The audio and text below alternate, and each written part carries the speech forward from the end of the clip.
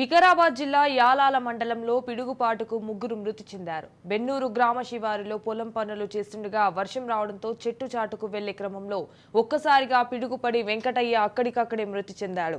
ఈ ఘటన మండలంలోని బెన్నూరు గ్రామ శివారులో చోటు చేసుకుంది. మరోవైపు అదే సమయానికి అదే మండలంలో పెర్కంపల్లి గ్రామ శివారులో ఇదే తరహాలో శ్రీనివాస్, లక్ష్మప్ప అక్కడికక్కడే మృతి చెందారు. దీంతో గ్రామాలలో విషాద ఛాయలు అలుముకున్నాయి. వ్యవసాయం చేస్తాం.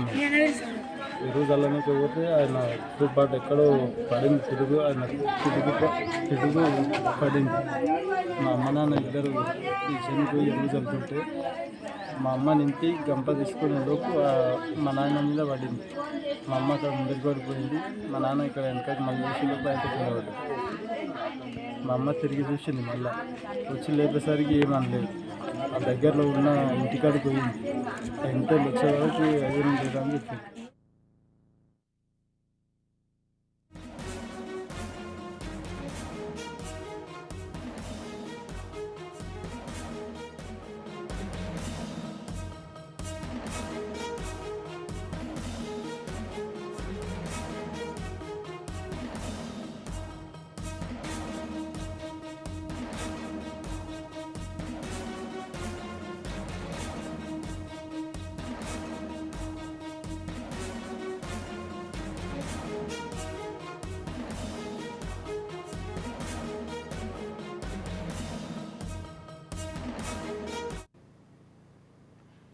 వికారాబాద్ జిల్లా యాలాల మండలంలో పిడుగుపాటుకు ముగ్గురు మృతి చెందారు. బెన్నూరు గ్రామ శివారిలో పొలం పనులు చేస్తుండగా వర్షం రావడంతో చెట్టు చాటుకు వెళ్లే క్రమంలో ఒక్కసారిగా పిడుగుపడి వెంకటయ్య అక్కడికక్కడే మృతి చెందాడు.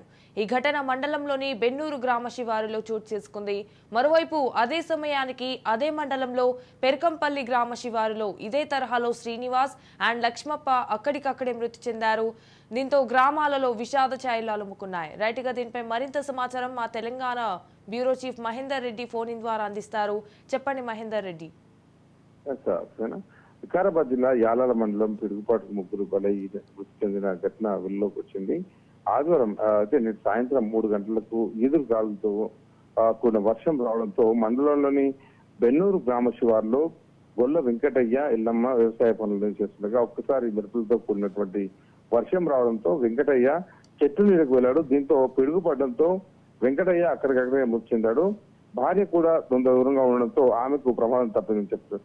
అలాగే అదే సమయానికి అదే మండలంలో పెర్కంపల్లి గ్రామ శివార్లో ఉన్న వ్యవసాయ పొలంలోకి వరికోత కూలి పనికి వెళ్ళినటువంటి ఇద్దరు కూడా పిడుగుపాటుకు మృతి చెందారు. వీరు అదే మండలం జూటంపల్లి గ్రామానికి చెందిన మంగళి శ్రీనివాస్, కొండ్రి లక్ష్మప్పలుగా గుర్తించారు. మొత్తానికి అకాల వర్షాలతో ఇప్పటికే తమ రైతులకు ఈ పిడుగుపాట్లు కూడా చెప్పవచ్చు. ఒకే మండలం ఒకే గ్రామం చెందిన వారు ఇద్దరు ముగ్గురు చనిపోవడంతో ఆ గ్రామం అలాగే ఆ మండలంతో కూడా విషాద ఛాయలు అనుకున్నట్టు ఉన్నాయి. Right, thank you for the updates, Mahinder.